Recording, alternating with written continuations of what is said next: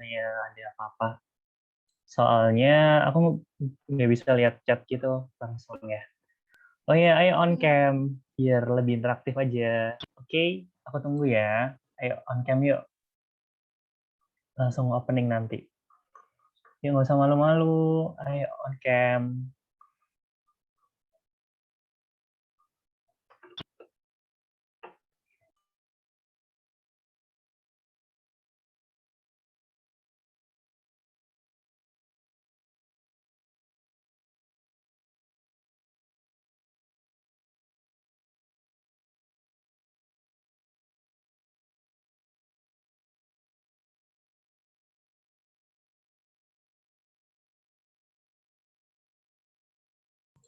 Oke, langsung aja ya kita mulai.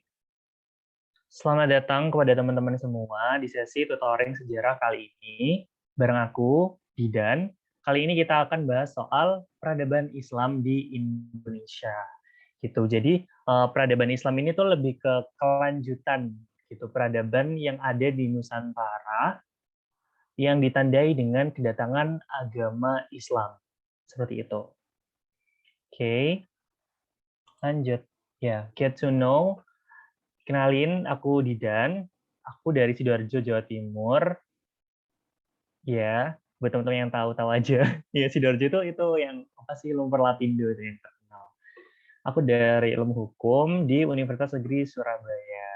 Gitu. Ini ada profile LinkedIn aku sama profile Instagram aku. Kalian bisa follow, kalian bisa tanya-tanya di situ juga. Follow aja, nanti pasti bakal aku follow back kok. Gitu. Buat teman-teman BJJ follow aja, nanti bakal aku follow back. Jadi kayak lumayan nambah relasi juga, nambah temen juga gitu. Ya ini foto kegiatan aku pertama kali ke kampus kayak akhirnya kampus kalian. Semoga kalian cepat nyusul di kampus impian kalian. Amin, amin ya rabbal alamin. Oke, ayo pada on cam dong. Ayo pada on cam guys. Hihi, ayo on cam yuk. Gak usah malu-malu. Halo, Cantika Putri. Makasih udah on cam. Yang lain dong, ayo. Loh, kok dimatiin lagi? Ayo on cam yuk. Yuk, yuk, yuk. Nggak apa pakai HP, nggak apa. Yuk. Halo Adnar. Halo semuanya. Ayo on cam yuk. Iya yuk. Semua yuk. Cepat, cepat, cepat. Hai. Ayo on cam, guys.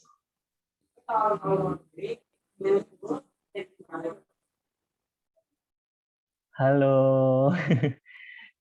Ini pasti yang pakai mukena ini pasti berjilbab dan malas pakai kerudung gitu nggak sih? Nggak apa. Banyak banget teman-temannya kayak gitu juga. Kayak semuanya yuk, on cam yuk. Aku lagi nggak bisa Halo. on cam soalnya sinyal takut apa ya ngedet sinyalnya. Nggak apa kalau yang sinyal. Kalau yang bisa on cam aja. Gitu, oke? Nggak apa, kalau yang nggak apa. Kalau bisa on cam ya. Oke. Langsung aja kita mulai. Selanjutnya, isi. Jadi ini adalah table of content dari PPT kali ini. Di sini aku akan jelasin soal definisi Islam secara general, lalu ada sejarah agama Islam. Sejarah agama Islam itu kayak gimana sih sebenarnya? Gitu. Langsung ada teori masuknya agama Islam di Indonesia. Jadi kan pastinya ada teori-teorinya gitu loh. Kayak Islam itu dari mana sih sebenarnya? Gitu. Kalau di Indonesia tuh Islam itu dari mana? Dari mana aja gitu. Yang keempat ada sumber sejarah masuknya agama Islam gitu. Jadi sumber sejarah itu yang jadi patokan gitu loh, pelajaran sejarah kalian gitu. Gitu. Yang jadi apa ya, bukti nyata kalau Islam itu ada di Indonesia itu dari sumber sejarah ini gitu. Yang kelima ada saluran penyebaran agama Islam. Saluran penyebaran agama Islam itu kayak lebih ke caranya gitu loh. Kayak lewat apa aja sih Islam itu disebarkan di Indonesia, di Nusantara lebih tepatnya ya. Belum Indonesia namanya, masih Nusantara. Yang enam ini hasil peradaban agama Islam itu apa aja. Gitu guys. Ini udah kalian ketahui kan ini apa? Ini kayak sekaten gitu namanya. Grebek biasanya namanya kayak grebek apa gitu-gitu. gedebek maulid atau apa. Terus ini ada makam, ya ini makam guys. Ini makam, kayak makam zaman dulu itu kayak gini bentuknya. Terus di sini ada ya orang sholat di masjid gitu. Itu ayo on cam dong yang lain. Oke, lanjut ya. Apa sih Islam itu? Di sini ada yang tahu nggak apa sih Islam itu? Menurut kalian tuh Islam itu apa gitu loh? Agama yang kalian yakini itu apa menurut kalian? Boleh banget buat on mic langsung. Ya, menurut kalian apa sih Islam itu guys? Menurut aku, Islam itu salah satu agama yang diajarkan oleh seorang Nabi Muhammad. Ya, terus? Udah? Ya, yang lain coba yang lain. Kamu pengen denger pendapat kalian sih. Gimana yang lain? Apa sih Islam? Islam itu indah. Itu acara TV. Terus Enggak sih? juga Islam adalah agama yang damai dan setiap muslim hendak menjaga perdamaian. Benar. Setuju nggak kalau misalnya Islam itu sebuah kepercayaan? Kalian setuju nggak kalau Islam itu sebuah kepercayaan? Setuju. Kenapa kok kepercayaan namanya? Bukan agama.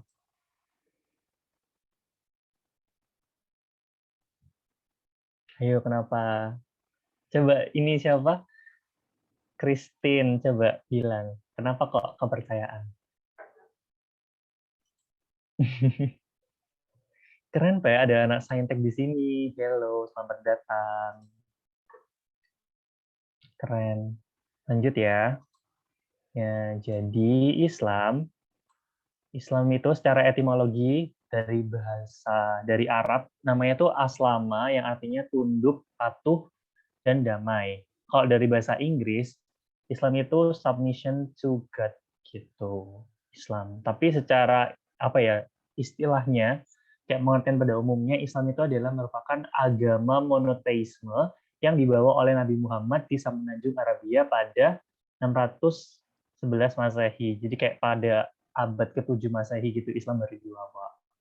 Gitu. Agama monoteisme ini karena Islam hanya menyembah satu Tuhan. Jadi namanya monoteisme.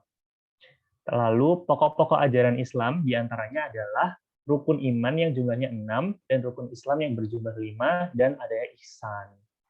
Gitu. Buat teman-teman yang nggak tahu Islam, ini secara definisi dari Islam itu apa sih? Sebenarnya kayak gini.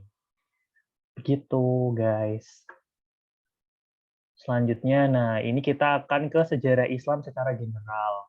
Sejarah Islam secara general ini, Islam itu kan diajarkan sama Nabi Muhammad pada abad ke-7 Masehi yang tadi itu. Nah, ini tuh dia tuh hijrah, Nabi Muhammad tuh hijrah pada tahun 622 Masehi dan wafat pada 632 Masehi. Itu ajaran Islam itu pada saat Nabi Muhammad itu lebih kepada akidah itu. Lalu ketika Nabi Muhammad ini wafat digantikan oleh Khulafaur Rasyidin atau biasa dikenal dengan khalifah ya. Khalifah atau kayak sahabat-sahabat Nabi gitu pada saat itu. Ada Abu Bakar, Umar bin Khattab, Utsman bin Affan, lalu ada Ali bin Abi Thalib gitu. Nah, terus pas waktunya sahabat-sahabat Nabi ini udah selesai, digantikan yang namanya dinasti Umayyah. Dinasti Umayyah ini lebih ke perkembangan Islam yang mengedepankan yang namanya sains dan teknologi. Gitu. Dan ini tuh pada zamannya dinasti Umayyah tuh disebut the golden age of science. Jadi kayak perkembangan Islam dan saintifik itu sangat-sangat berpengaruh dan sangat-sangat jaya pada masanya dinasti Umayyah. Gitu. Lalu di sini ada dinasti Abbasiyah. Dinasti Abbasiyah itu dinasti pencerahan gitu. Dan ini berada di kota Baghdad. Dan Baghdad ini di dinasti Abbasiyah ini menjadi sebuah pusat perdagangan dan ilmu pengetahuan sesuai dengan konsentrasi Bani Abbasiyah gitu. Dan nggak juga soal perdagangan aja sih sebenarnya, tapi juga ada ilmu pengetahuan, kebudayaan gitu. Nah dari Abbasiyah ini tuh kayak benar-benar Islam tuh langsung menyebar pesat gitu loh kemana-mana. Jadi misinya tuh hanya bukan hanya untuk berdagang semata gitu. Karena kan Baghdad ini kan pusat perdagangan, tapi juga berdakwah dan menyebarkan agama Islam.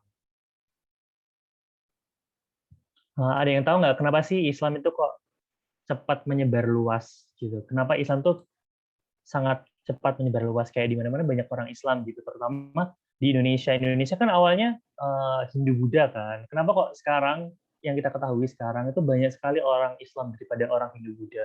Padahal orang Hindu Buddha itu yang datang pertama kali loh di Indonesia. Jadi Islam tuh beneran cuman pendatang gitu. Kenapa kok bisa banyak yang menganut? Ayo, pengen dengar aja kalau ini kalian gimana, guys? Ayo, gimana? Ada yang tahu Menurut nggak? aku, Islam itu Ini berkembang siapa cepat. yang ngomong? Taza, Siapa? taza. Taza. Oke, Ya. gimana Taza? Menurut aku ya, Islam itu berkembang dengan pesat di Indonesia itu karena penyebaran agama Islam itu menggunakan cara-cara yang damai, kreatif, unik, menarik, dan sederhana. Iya, bener banget Taza. Contohnya apa Taza? Yang Taza ketahui sih soal penyebaran Islam. Yang kayak Wali Songo gitu, yang kayak menyebarkan lewat perwayangan, terus juga ada yang kayak perkawinan, pendidikan, apa gitu kah? Iya. Iya, bener banget, bener-bener. Ya, yang lainnya gimana? Ayo, yang lainnya. Ada pendapat lain? Silakan. Boleh deh yang lain. Hey, kepencet. Gimana? Kenapa sih kok Islam itu lebih cepat menyebar dan lebih cepat buat diterima masyarakat di Indonesia terutama? Padahal Islam itu eh, pendatang. Oke. Bener, iya lewat jalur perdagangan juga. Itu lebih ke eh, caranya ya. Tapi kayak kenapa sih gitu loh Islam itu lebih cepat diterima? Bener, kalian bener lewat kesenian, lewat dakwah dan tasawuf itu bener. Lebih, tapi itu kayak lebih ke caranya gitu. Kita pengen tahu kayak alasannya apa gitu. Alasannya kenapa kok Islam itu kok lebih cepat ya buat diterima gitu. Tuh. Kenapa? Ayo yang lain. Yuk, yuk. Bukan, bukan cari masuk Islam. Kayak kenapa kok bisa lebih gampang diterima gitu loh di masyarakat. Terus kayak menyebarnya luas gitu. Di Indonesia kan awalnya kita kan Hindu Buddha gitu. Terus kok pas Islam masuk langsung banyak yang menganut Islam gitu. Cara masuknya mudah dan ibadahnya sederhana, tidak ada sistem kasta. Ya ini benar, benar banget. Tidak ada sistem kasta ya. Jadi di Islam itu semua derajat itu sama gitu loh. Yang membedakan hanya keimanan kalian. Itu yang bisa lihat cuman Tuhan aja gitu. Jadi lebih karena semua dianggap sama Islam derajatnya. Nggak ada yang lebih tinggi, nggak ada yang lebih rendah, nggak ada sistem kasta juga. Iya benar, bangsa Indonesia ramah tamah juga benar gitu. Lalu juga proses penyebarannya tidak ada paksaan gitu. Jadi kayak pas dulu memang nggak ada paksaan, tapi lebih ke gimana sih kreativitas dari Wali Songo dan para kiai-kiai sebelumnya dalam menyebarkan agama Islam. Keadaan mendukung itu kayak gimana coba? Contohnya apa? JJ, coba JJ, on mic. Keadaan mendukung itu kayak gimana? Ayo J.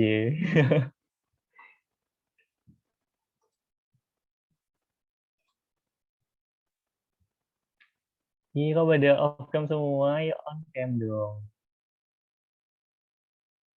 Ayo on cam semuanya. Ih, halo Atnar. Ayo Atnar coba on mic. Nggak apa, jawab. Nggak apa, nggak ada yang salah, nggak ada yang benar kok. Kayak kita yang penting kita berani gitu dan tahu. Nggak apa, ayo Atnar coba on mic. Nggak tahu jawabannya. Iya, apa? Nggak apa, diulangin aja. Kamu kenapa kok masuk Islam? Atnar kenapa kok masuk Islam? Dari orang tua kan agama nurun. Iya, benar. Dari orang tua. Itu juga bisa.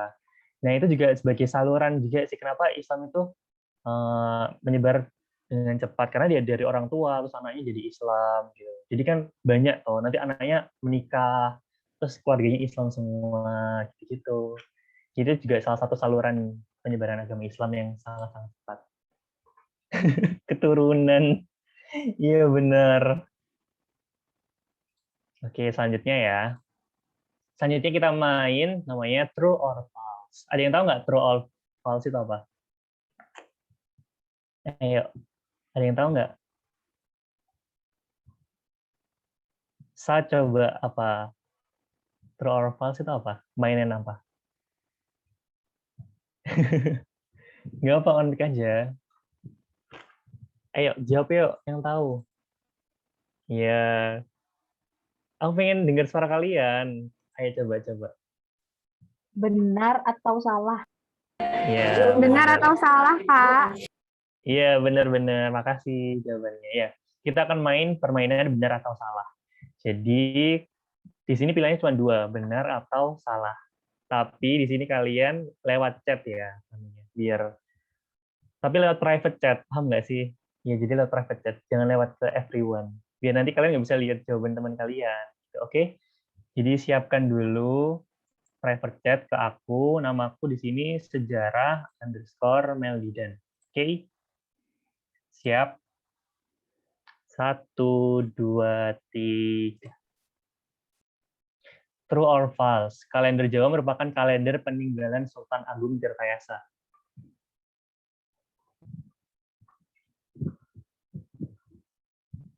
Iya apa benar? Benar apa salah? Yuk, yuk, yuk, yuk.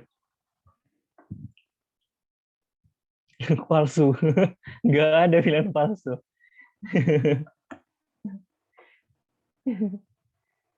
True or false, guys? Ya. Wow, ternyata banyak beragam ya jawabannya. Kayak imbang gitu, 50-50. Nggak boleh ada tanda tanya, nggak boleh. Nggak tahu, Kak. Nggak boleh ada tanda tanya. Harus jawabnya cuma dua, true apa false. Oke, gimana? Coba, Kayla. Coba, kenapa kok jawabannya false? Kayla, are you here? Coba Kayla. Atau enggak Ya, Kak. Shiva? Ya, gimana? Kenapa kok jawabannya false? Nggak apa, salah nggak apa. Kita sama-sama belajar di sini. Aku juga sama-sama belajar. Gimana? Yuk, yang jawab false yuk coba on mic. Yang kalau ikut sesi tutoringku kemarin pasti tahu sih jawabannya. Ya gimana guys? Ayo, ayo. Kalau yang true alasannya apa? Kalau yang false alasannya apa? Ayo. Ada wah kalender Jawa. Ada. Nebak. Ya, jawabannya adalah true. Kalender Jawa itu merupakan kalender peninggalan Sultan Agung Tirtayasa. Sultan Agung Tirtayasa itu raja dari Mataram Islam. Dia itu meninggalkan sebuah peninggalan yang sampai saat ini ada, itu namanya kalender Jawa. Nah, kalender Jawa ini merupakan perpaduan dari kalender Islam, terus kalender Jawa sendiri, dan kalender Saka, atau kalender yang digunakan pada masa Hindu-Buddha. Nah, kalender Jawa ini mengadopsi cara penanggalan itu sesuai sama Islam, yaitu Hijriyah. Gitu. Jadi lewat apa sih, kalau bulan itu apa ya namanya? Rotasi ya, iya kayak gitu ya. Lewat peredaran bulan. Tuh, jadi kalender Jawa itu perhitungannya itu sama kayak kalender Islam atau Hijriyah itu biasanya. Begitu guys. Soal kedua, 1, 2, 3. True or false? Peradaban Islam mampu menggantikan peradaban Hindu-Buddha di Nusantara. Islam ini menggantikan Hindu-Buddha di Nusantara. True or false?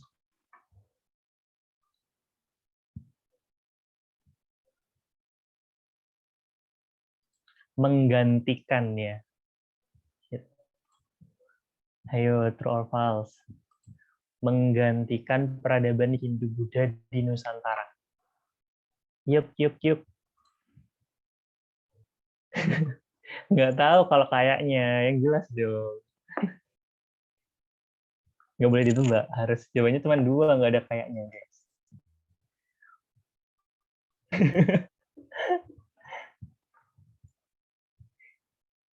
Ini baru mulai, cuman kuis aja, true or false gitu.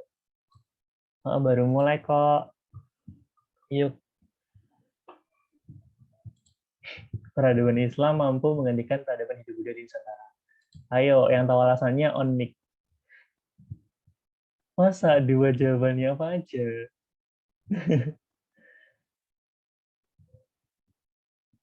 Ayo, apa? Ayo, coba on mic yang tahu alasannya. Taza, coba Taza. Aku pengen dengar suaranya Taza.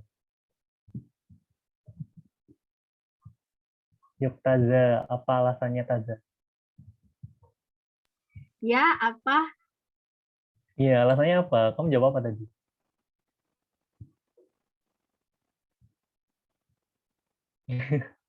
Gimana? JJ, coba JJ. JJ Soshum. Karena mungkin ini ya, kemunduran kerajaan Sriwijaya telah dimanfaatkan oleh para pedagang-pedagang Muslim untuk memperoleh keuntungan politik dan ekonomi. Jadinya ya kayak Islam itu kayak mudah gitu masuk ke Nusantara gitu. Ya, tapi Islam tuh menggantikan apa enggak? Oh enggak, Kak. Enggak menggantikan. Kenapa? Soalnya Islam masuk kan, tapi peradaban Hindu-Buddha itu masih ada di Nusantara gitu. Jadi dia nggak menggantikan, cuman masuk aja. Iya, bener. Iya, bener banget. Bener banget, congrats. Iya, bener banget. Jadi, peradaban Islam itu tidak mampu menggantikan peradaban Hindu-Buddha di Nusantara. Karena Islam datang, Hindu-Buddha itu masih ada gitu loh. Majapahit itu masih berjaya gitu pada saat itu. Jadi, di sini tuh statement ini salah. Karena Islam dan Hindu-Buddha itu berjalan berdampingan. Gitu. Kayak pernah berjalan berdampingan pada masa awal kedatangan Islam itu sendiri. Itu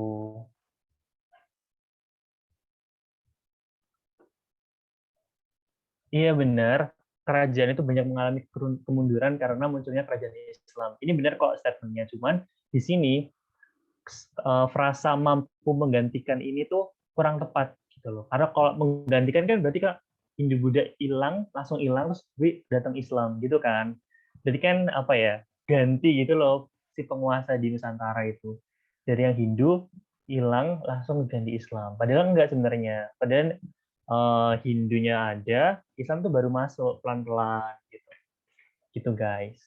Apa ada yang kurang jelas?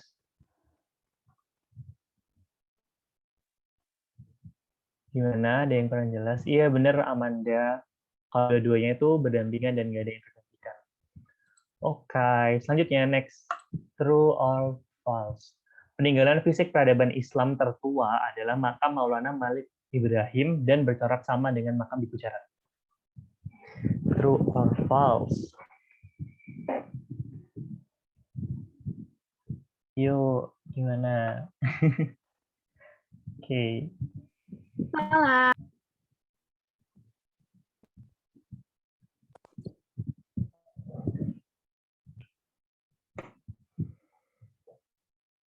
Gimana yuk?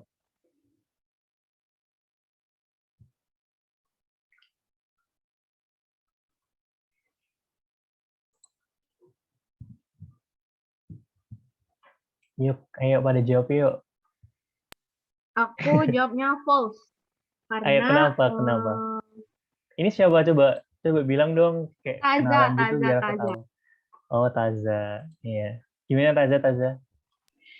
Karena menurut aku nih ya, yang pertama kali itu kan kayak batu nisan Fatimah binti Maimun di Leran Gresik, Jawa Timur, menunjukkan bahwa Islam sebelum masuk ke Sumatera sudah lebih dulu masuk ke Pulau Jawa.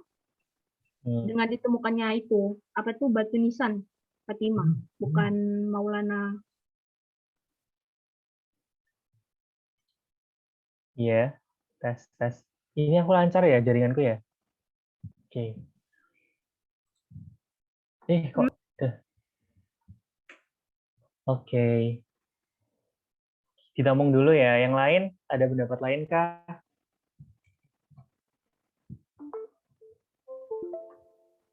Ayo, ada pendapat lain kah dari kalian? Benar ya, kok lagi nge-set ini, nge-set apa? Tethering biar enggak itu.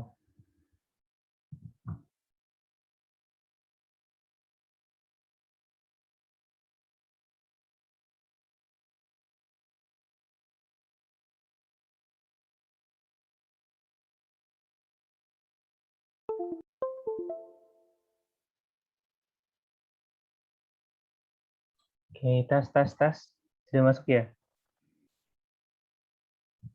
Masuk, Kak. Oke, makasih. Zakaliando duluan Maulana Malik daripada Fatimah. Kenapa? Ayo, kenapa? Coba kita saling sharing aja di sini, diskusi gitu, biar sama-sama tahu. Gimana? Kenapa Zakaliando? Iya, nggak apa-apa kalau mau leave, sholat, nanti balik lagi ya. Iya, jadi makasih Taza, pendapatnya tuh bener banget. Jadi statement yang ada di sini tuh, opini yang ada di sini itu false, karena memang peninggalan peradaban Islam tertua itu adalah makam Fatimah binti Maimun. Tuh yang ada di lereng Gresik. Tuh, yang ini loh, yang tadi ini loh. Yang bentar. Ini bisa nggak? Loh. Nah, yang ini guys. Ini makam Fatimah binti Maimun. Tuh. Dan bercorak sama dengan makam di Gujarat. Makam Fatimah binti Maimun itu coraknya nggak sama ya sama yang di Gujarat. Yang sama itu makam Maulana Malik Ibrahim itu sama dengan yang ada di Gujarat, India. Gitu. Jadi kalau kalian misalnya dengar soal Gujarat, Gujarat itu aslinya dari India. Gitu. Buat siapa tadi namanya? Kalian siapa? Benar, maaf kalau salah nyebutin namanya. Siapa tadi? Ya, Zakaliando. Kalau misalnya Fatimah binti Maimun itu adanya itu pada 1082 Masehi, sedangkan Sultan Maulana Malik Ibrahim itu ada di 1419 Masehi. Jadi lebih tua Fatimah binti Maimun. Gitu guys. Selanjutnya, true or false, peradaban Islam di Indonesia juga bersumber dari Cina. Yuk, true or false? Yuk, kenapa? Yuk, jawab yuk. Peradaban Islam di Indonesia itu juga bersumber dari Cina. Yang mau minum, silakan minum ya. Aku izin minum dulu.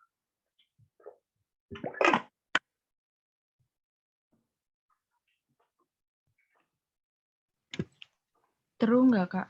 Bener nggak? Ya, ditabung dulu, nggak tahu, nanti dulu. Kenapa kalau true? Karena dapat berita dari Cina tuh tentang pedagang Arab. Iya gitu loh. Iya, terus?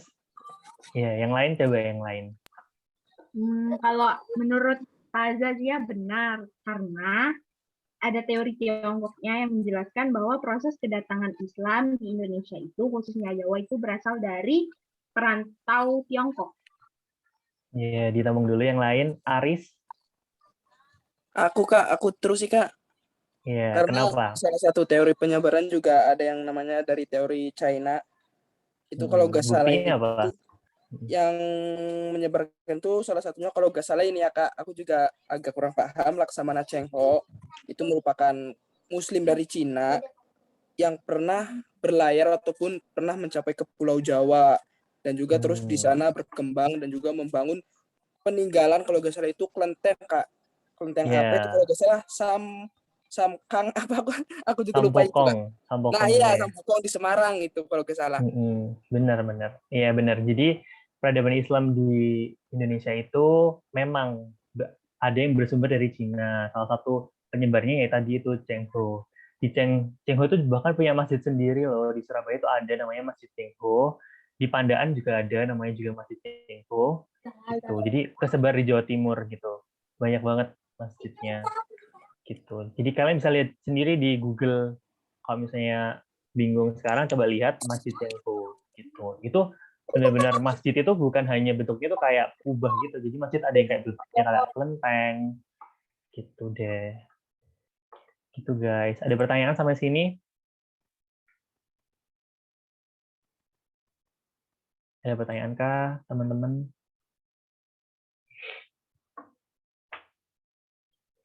Gitu. Bahkan kalau misalnya kalian ya kemarin pas Hindu Buddha itu raja-raja itu ada yang punya nama Cina gitu. Contohnya kayak Raden Patah dari Kesultanan Demak itu punya namanya Jinbun. Itu kayak ada nama Cinanya gitu. Lalu ada Sunan Kalijaga yang punya nama Cina namanya Gan Sichang. Tuh. Kayaknya pernah dia dapat soal tryout kayak gitu dulu. Jadi kayak nama-nama Cina gitu. Nama-nama Cina dari raja-raja. Gitu deh. Langsung aja ya, kita lanjut ke materi. Oke, berikut adalah teori masuknya Islam. Yang pertama adalah teori Arab. Ini adalah penganut paham teorinya, ada Jacob van Leeuwen dan Buya Hamka. Di sini tuh Arab sebagai penyebar Islam pertama untuk berdagang dan menyebarkan Islam. Gitu. Jadi di sini tuh selain berdagang, dia juga untuk menyebarkan agama Islam itu sendiri. Lalu ada sumbernya dari catatan T.W. Arnold. Gitu, guys. Itu buktinya itu ada keberadaan kampung Arab Islam di pantai barat Sumatera pada abad ke-7. Jadi di barat Sumatera itu ada kampung Arab Islam di situ. Abad ke-7 Masehi. Berarti ini kayak udah benar-benar apa ya, lama banget Arab ini gitu. Namun kan ini hanya teori ya. Jadi kayak dan sejarah itu dibuat oleh pemenang, sejarah itu dibuat gitu. Jadi kayak kita nggak bisa buat kalau misalnya sejarah ini benar, teori Gujarat lebih benar, teori Arab lebih benar, enggak. Karena semuanya punya bukti masing-masing, semua punya kelemahan dan kelebihannya masing-masing gitu. Jadi kenapa sih kok kita kenapa nggak teori Arab aja gitu? Enggak. Soalnya memang banyak sekali sumbernya. Dan selanjutnya ada teori Gujarat, ini dari India oleh J. Pitchnapple dan Snodgrass. Tuh, Islam itu dibawa oleh pedagang Gujarat di India. Jadi Islam itu dibawa oleh orang-orang Gujarat India yang sebelumnya memang udah menganut Islam. Buktinya adalah kesamaan corak batu nisan antara makam Gujarat dengan Malik As-Saleh. Malik As-Saleh ini Raja Kesultanan Aceh dan makam Maulana Malik Ibrahim. Tuh, Maulana Malik Ibrahim ini Sunan Gresik. Ya, Sunan Gresik. Dan ada juga dari catatan Marco Polo, dan ada mazhab Syafi'i. Jadi orang-orang di Gujarat, di India itu penganut mazhab Syafi'i. Dan mazhab Syafi'i ini tuh sangat relevan dengan orang-orang Indonesia. Gitu. Kalau kebanyakan dari kita kan, di Indonesia itu kan penganutnya itu yang paling banyak adalah mazhab Syafi'i. Gitu. Jadi kayak, oh ternyata mazhabnya itu sama loh. Jadi ya kayaknya Islam di Indonesia itu dari Gujarat gitu, guys. Ada pertanyaan? Oke, lanjut ya. Ada pertanyaan nggak? 5, 4, 3, 2, 1. Nggak ada. Nah, ini guys. Ini contoh makamnya yang disinyalir dari Gujarat. Gitu. Ini Maulana Malik Ibrahim, makamnya kayak gini. Ini yang Sultan Malik As-Saleh. Bentuknya kayak gini. Nah, ini yang ada di Gujarat. Yang ada di Kambai, Gujarat, India. Iya kan, yang Malik Ibrahim ini lebih sama nggak sih? Iya kan, lebih sama. Bentuknya lalu ini apa namanya, batu nisannya hampir sama gitu. Jadi ini buktinya kalau misalnya Islam itu dari Gujarat karena sama batu nisannya. Tapi ini tuh kayak banyak ditentang gitu loh, karena katanya ya bisa aja kalau misalnya si Maulana Maki Ibrahim ini cuman beli gitu loh, beli batu nisannya aja gitu. Banyak yang nentang sih teori ini. Cuman beli aja, jadi kayak batu nisannya didatangkan dari Gujarat. Gitu. Tapi Gujarat nggak masuk ke Indonesia. Gitu. Ada yang kayak bilang kayak gitu. Jadi mereka cuman beli aja gitu. Gujarat nggak menyebarkan agama Islam. Mereka cuma berdagang.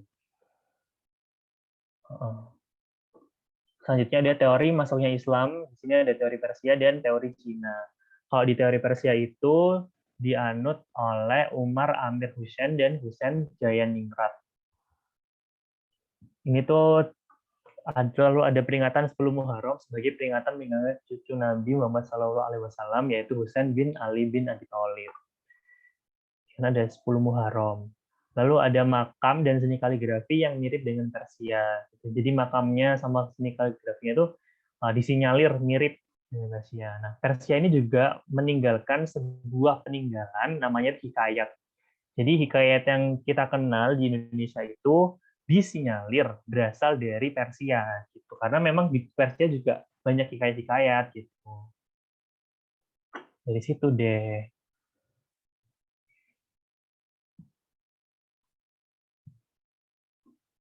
Lalu juga ada kayak catatan dari Tiongkok yang menyebutkan bahwa pedagang Islam di Sumatera Barat itu kebanyakan dari Persia gitu.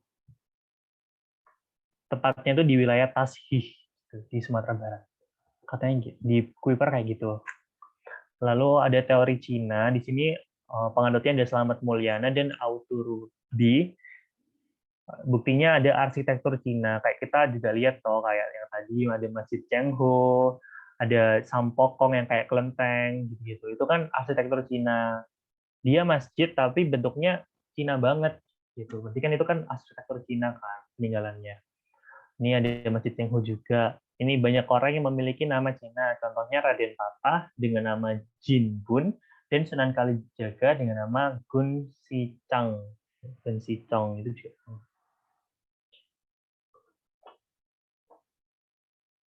Ada pertanyaan sampai sini? Belum, Kak. Iya.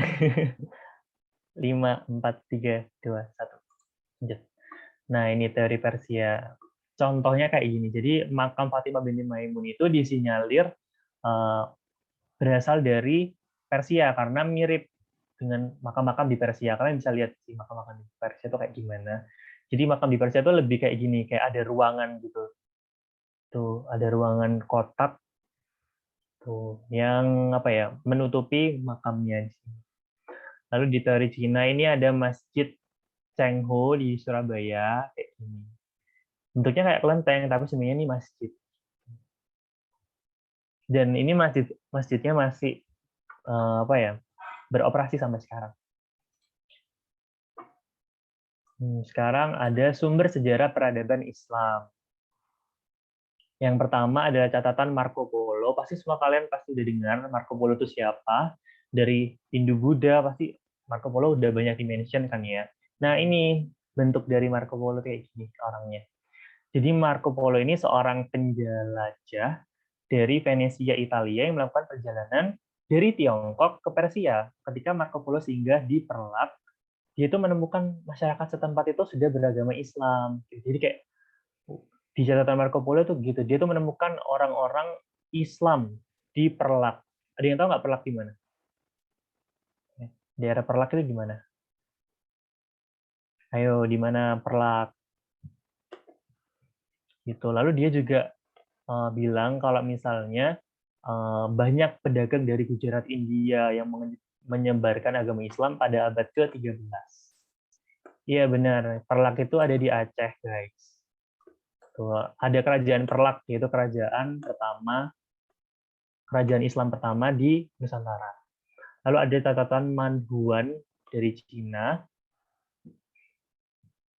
Dia itu menyebutkan bahwa pedagang-pedagang Islam yang bertempat tinggal di pantai utara Pulau Jawa. Jadi kayak dia tuh tahu kalau misalnya banyak loh pedagang Islam di pantai utara Pulau Jawa, atau lebih tepatnya itu kayak wilayah dari kerajaan Demak di pantai utara Pulau Jawa. Selanjutnya ada berita dari Arab. Lalu ada buku Tom Pires yang berjudul Semua Oriental. Ini bukunya. Ini kayak udah di-upgrade lah, udah dikasih penerbit dan sebagainya, jadi bagus. Tuh, Semua Oriental ini karya dari Tom Pires. Dia menuliskan bahwa raja-raja di Sumatera itu kebanyakan memeluk agama Islam. Itu di catatannya itu. Lalu kalau misalnya bukti yang ada di Nusantara itu dari sini, dari makam-makam ini, dari makam Fatimah binti Maimun, lalu makam Sultan Malikah Saleh, lalu ada pokoknya makam-makam raja-raja kerajaan Islam gitu, kayak makam dari Sultan Aceh, makam dari Ali Muhayyad Shah, dan lain sebagainya. Jadi keberadaan sumber sejarah Islam di Indonesia itu benar-benar valid karena emang ada buktinya, ada makamnya, terus ada buku-bukunya yang menulis gitu. Jadi that's why kenapa kita sekarang belajar sejarah Islam gitu. Karena emang Indonesia pernah ada sebuah peradaban besar yaitu peradaban Islam. Itu deh. Next. Sekarang kita ke saluran penyebaran agama Islam. Yang pertama, seperti yang kita ketahui sebelumnya, saluran perdagangnya itu dari yang namanya perdagangan. Tuh, kalau misalnya dari Arab berdagang ke Indonesia, Gujarat berdagang ke Indonesia, Persia berdagang ke Indonesia. Tuh. Ini ya, aku ada petanya kalau. Nah, ini. Kalian tahu kan ini apa, guys? Ini tuh Selat Malaka. Selat Malaka. Kenapa sih Indonesia itu bisa disebut sebagai pusat perdagangan selain karena rempah-rempahnya yang melimpah di sini. Ini tuh pusat rempah-rempah terbesar. Di sini juga rempah-rempah. Tapi yang paling besar di sini surga rempah-rempah kayak yang dibilang sama Spanyol gitu kan, kalau misalnya Maluku ini adalah surganya rempah-rempah gitu, kayak banyak banget rempah-rempah di sini, ada pala, cengkeh dan sebagainya gitu. Nah, ini dari sini Islam itu berkembang pesat pertama kali ada di mana? Di Aceh, di sebelah sini, di Aceh sebelah sini. Kenapa kok perdagangan ini sebagai apa ya? Saluran penyebaran Islam pertama? Karena Nusantara pada zaman dahulu itu sebagai pusat perdagangan. Kenapa kok dia pusat perdagangan? Karena di sini dia ada jalur lalu lintas perdagangan internasional. Kalau misalnya kalian dari Jepang ya, Jepang di sini ya, Jepang, otomatis dia tuh harus lewat sini. Sini. Dari Australia pasti harus lewat sini. Gitu, lewat ini. Lewat ini, Selat Malaka.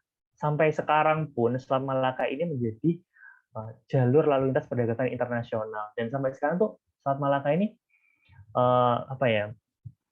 Nggak ada pemiliknya gitu loh. Ya ini cuma selat gitu, nggak ada pemiliknya. Indonesia tuh nggak memiliki Selat Malaka ini.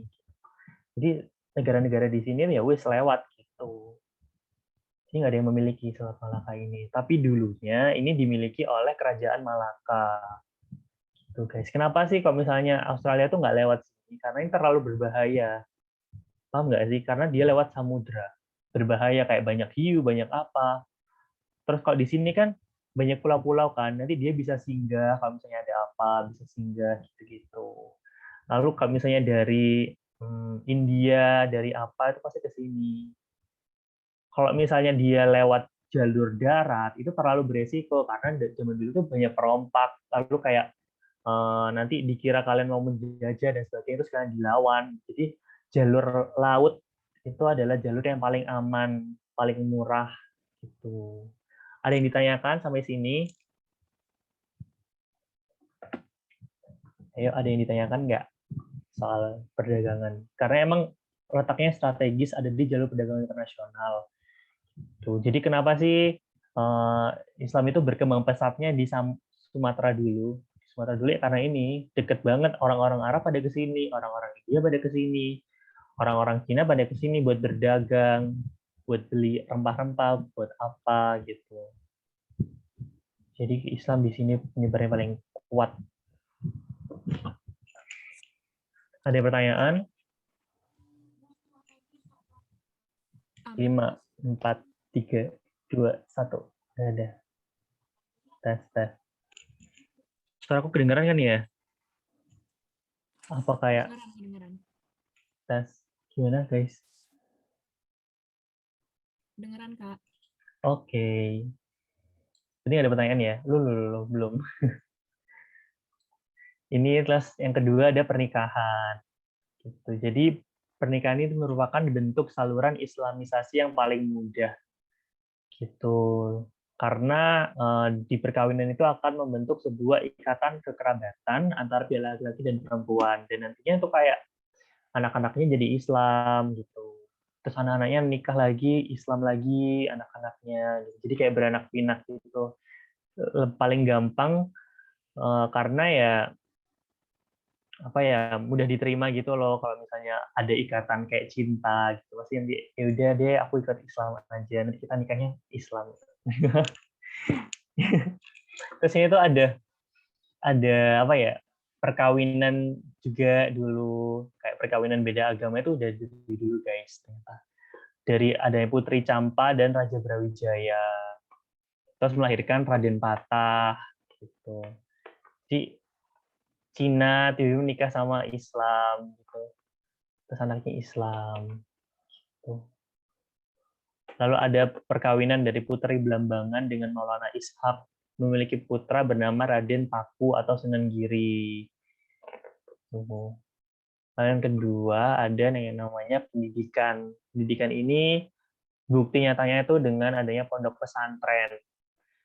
Pondok pesantren yang digunakan sebagai penyebaran agama Islam. Jadi kalau misalnya pondok pesantren nanti anak-anak dari pondok ini jadi kiai gitu, jadi ulama, jadi apa ya nantinya mereka akan menyebarkan agama Islam itu dengan cara berdakwah. Lalu kalau nggak gitu mereka nanti bakal buka pondok lagi gitu. Jadi kayak banyak banget nanti orang-orang Islamnya dari situ, dari ulama-ulama itu. Itu nah pondok pesantren pertama itu ada di Ampel tuh, di Surabaya. Didirikan oleh Sunan Ampel atau Raden Rahmat. Nah, yang keempat ada kesenian. Yang keempat ada kesenian. Seperti yang dimention tadi di awal, kalau misalnya kesenian itu ada wayang, lalu ada namanya gamelan, bonang, terus ada juga kayak cerita-cerita rakyat dan sebagainya itu dimanfaatkan oleh Wali Songo untuk menyebarkan agama Islam. Gitu. Sampai sini ada pertanyaan? 5, 4, 3, 2, 1. Oke, selanjutnya. Ini tadi ya. Oke, waktunya kita kuis. Ini kuisnya pakai Kahoot ya, jadi kalian langsung aja buka kahoot.it. Bentar nanti kodenya.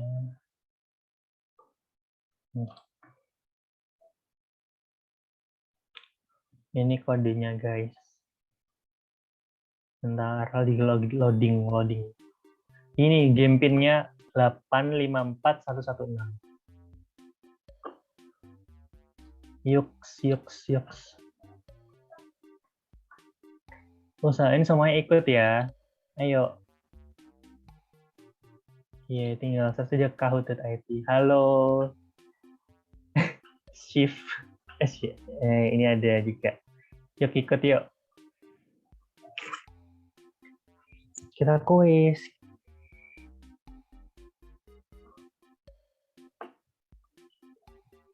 Yuk, masa cuma 3 aja, yang lainnya mana? Yuk, 854-116. Lagi loading, Kak. Oke, I'll be wait.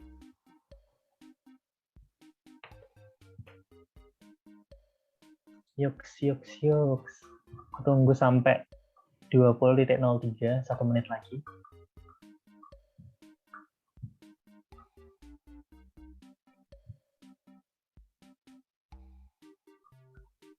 Skoi.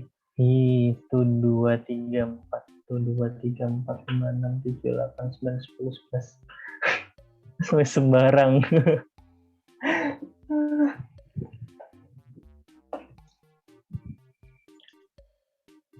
Bisa nggak ya lebih dari nggak pernah coba ini bisa yuk habisin tak start ya di 20.03. Kalau ada yang masih bermasalah langsung ngechat aja. Oh, kahoot.it ini Kahoot, coba ya tak sebar linknya ya. Iya, oke, aku tunggu ya. Kita tunggu ya teman-teman. Ini linknya. Langsung aja kahoot.id. Ya apa sih kok? Ini guys. Banyak poll. Malu.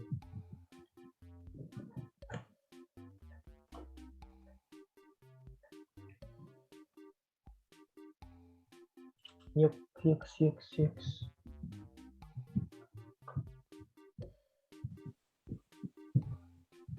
Glowing. Lucu namanya. Di jam 8:04 ya aku start.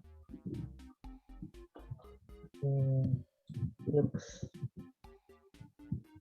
Ya. Wih, langsung masih banyak. Itu bisa nggak ya? Bisa kayak ya? Bisa. Oke, ada yang belum bisa. Ada yang masih proses.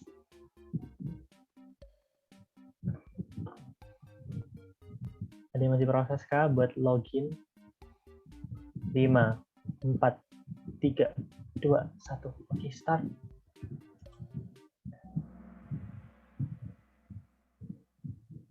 Kuis peradaban Islam.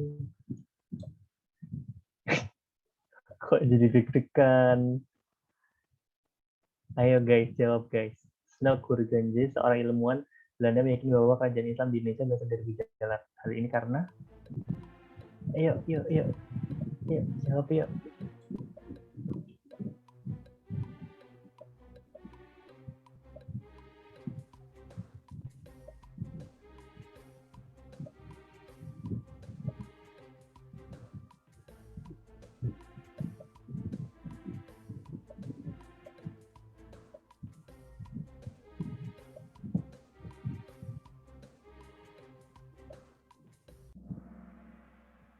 Ya, jawabannya ada ini.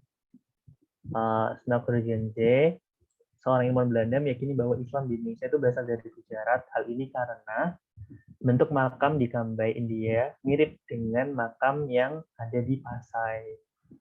Gitu. Kalau pesisir Sumatera ini kan apa ya, kayak banyak kan pesisir Sumatera, tapi lebih spesifiknya adalah di Pasai. Next. Well. Next.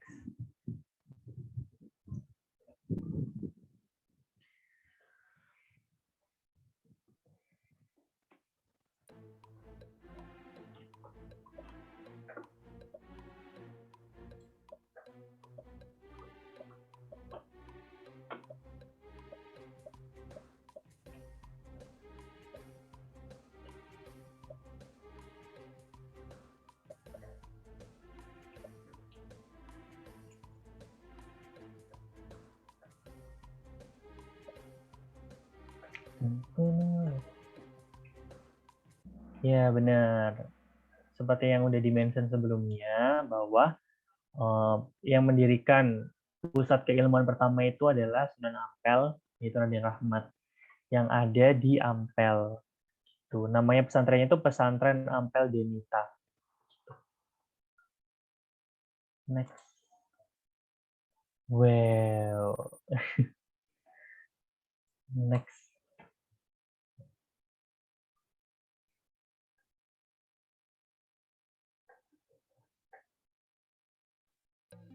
Ayo.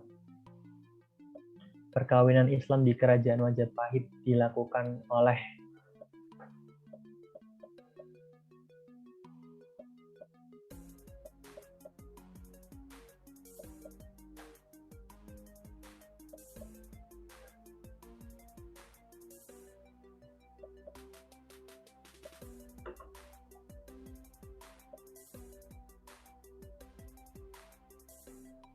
ya.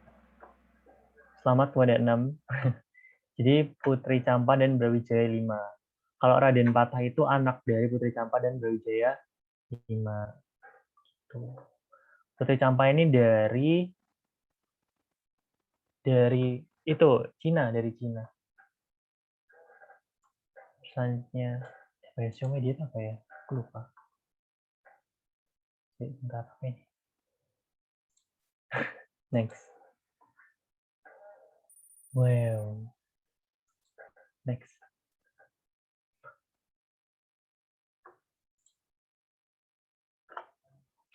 Dipatok ayam, kasihan. Izin live Kak dipatok ayam.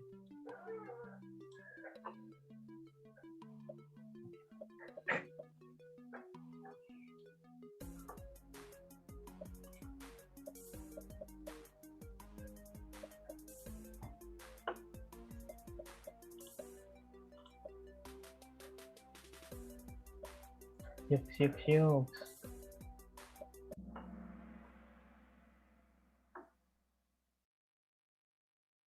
Ya, mengapa Wali Songo membuat berbagai inisiasi dengan mengakulturasikan budaya Jawa dengan agama Islam? Ini karena budaya Hindu-Buddha itu sangat kental di Jawa. Kalau misalnya agar dapat diterima semua tingkatan dan agama di Nusantara itu kurang tepat karena kurang spesifik semua tingkatan dan semua agama itu gimana. Gitu. Jadi agar Islam itu terasa lebih dekat dengan orang-orang Jawa dan agar bisa diterima, makanya mereka mensiasati dengan cara wayang dan sebagainya. Itu kan sebenarnya budaya Jawa kan. Cuman ceritanya diganti dengan cerita-cerita Islam gitu. Karena si Wali Songo itu yakin kalau alasannya karena ya Hindu Buddha itu sangat kental di Jawa. Mereka nggak mungkin buat menghapuskan agama itu. Gitu. Agama pendatang itu benar, cuman bukan alasan mengapa Wali Songo itu mengakulturasikan budaya itu. Jadi alasan yang paling utama adalah karena budaya Hindu-Buddha itu sangat kental di Jawa. Kalau misalnya semua tingkatan dan agama di Nusantara itu masih kayak abstrak gitu loh. Agama yang dimaksud itu agama apa, tingkatannya itu tingkatan apa, gitu. Gitu guys, ada nanti kalau ada pertanyaan. Next. Pertanyaan terakhir. Ya, salah satu peninggalan kerajaan Persia yang menjadi peninggalan kesusastraan Islam di Nusantara. Tadi udah di-mention di awal. Persia tuh ninggalin apa sih? Ninggalin budaya apa di Indonesia, di Nusantara? Ya benar, Hikayat. Hikayat itu dari Persia. Udah. Selamat kepada siapa ini? Amanda juara 3. Ini saya, lalu ada Wis, keren Mbak ternyata Kahut. Selamat buat siapa ini? Bill. Selamat. Oke.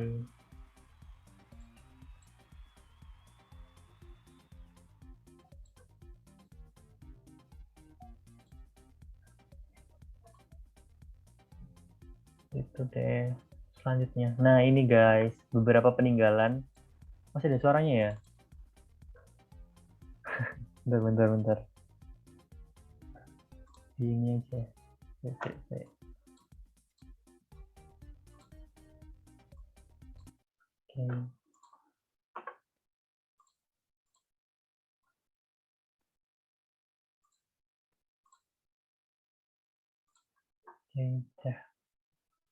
Nah, ini. Belum.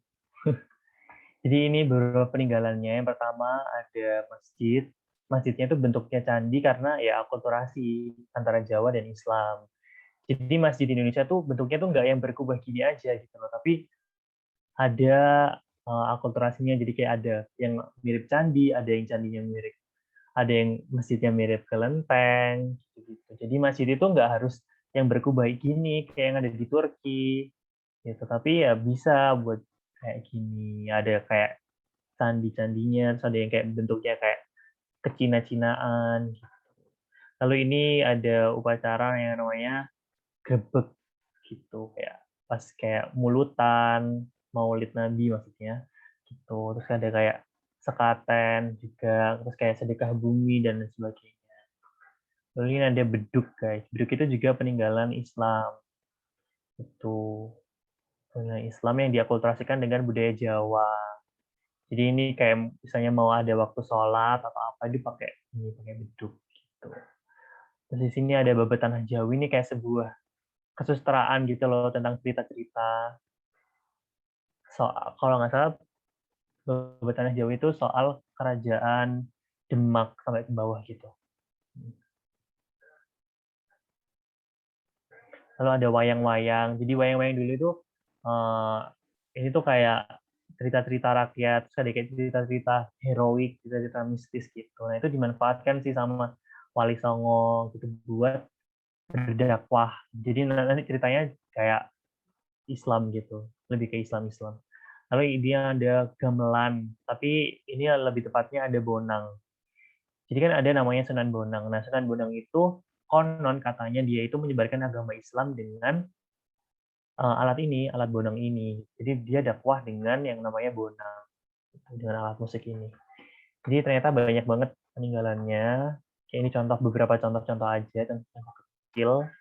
Kalian bisa cari sendiri gitu, kalian bisa apa gitu. Ada yang mau sharing nggak soal kayak, misalnya kalian anak Jogja gitu gimana? Tuh anak Kudus, di Kudus itu gimana sih? Gitu. Boleh banget buat sharing-sharing tentang peninggalan Islam di daerah kalian. Ada yang mau? Dia mau langsung open mic aja. Oh ya, ada pertanyaan nggak sampai sini? Nggak ada. Oke, jelas banget berarti ya. Aku anak Solo tapi nggak pernah keluar rumah, sedih. Terus kamu di mana aja BTW kalau nggak ke rumah, kalau nggak keluar? Ya di Solo kan ada kan, Sunanan Surakarta. Iya, iya itu juga. Itu salah satu kerajaan Islam yang masih eksis sampai sekarang. Tuh, Jogja juga, Keraton Jogja juga. Di rumah aja kan pandemi. Tapi kan dulu kan bisa kayak cerita-cerita dulu. Dari nenek atau kakek.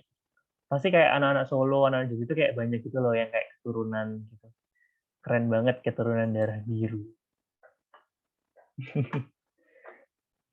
Oke, lanjut ya. Ini ya guys, tolong diisi Bitly mengeval Gidan. Jadi buat kritik saran, pesan kesan, tolong dijelaskan di sini. Oh ya, bukanya pakai Chrome aja. Pakai Chrome aja, terus kalau misalnya pakai HP sekarang, di set ke desktop mode. Gitu. Kalau misalnya pakai laptop, langsung aja. Bitly/mengeval Gidan 2. Jadi aku pengen denger dari kalian, kalau misalnya ada pertanyaan, langsung aja ajuin ke situ, kalau misalnya lagi malu. Karena di situ nanti anonimus gitu loh, kayak nggak tahu siapa yang nge-send. Gitu. Jadi nggak apa, kalau misalnya sekarang lagi malu, langsung aja. Oh ya, nanti PPT-nya di-share kok. Nanti aku share ke ya kurikulum dari PVJ. Tapi PPT itu nggak ada apa-apanya, guys. Kayak minim kata-kata, jadi kebanyakan ngejelasin. Jadi kalau misalnya kalian lihat PPT-nya aja, kayaknya nggak paham deh. Ayo, ayo mengeval Didan 2 bit.ly/mengeval Didan 2. Gimana ya? Ada apa ini, guys? Suara apa ini? Ini linknya nggak bisa kebuka deh. Oh, sumpah nggak bisa kebuka? Harus request access. Oh, bentar-bentar ya, aku edit. Bentar. Lu alah, sedih. Kirain udah bisa. Bentar ya. Sabar-sabar. Jangan keluar dulu, please. Tolong. Ya, tunggu dulu, guys. Nanti aku share di ini, linknya. Bentar ya. Ini kok ada.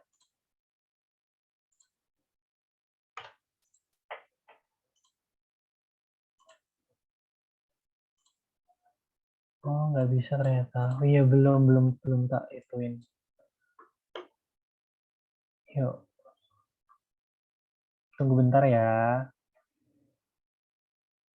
Oh iya, belum.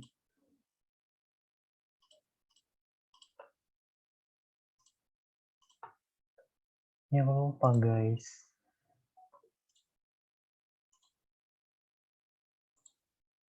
Apa ini? Oh ini. Ini linknya udah tak kirim. Sih bentar-bentar. Nah, udah. Skui diisi.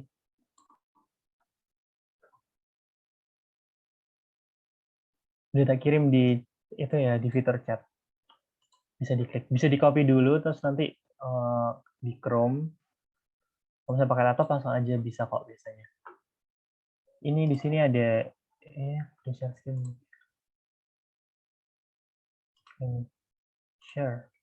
Nah, di sini bisa pakai fitur ini sticky note, terus ada di sini ada kayak teks gitu. Sticky note atau apa. Jadi kalau misalnya ada kritik kenapa bisa suaranya kurang keras atau apa, bisa banget buat dimension. Soal-soalnya juga gitu. Kayak aku sama-sama belajar sih di sini.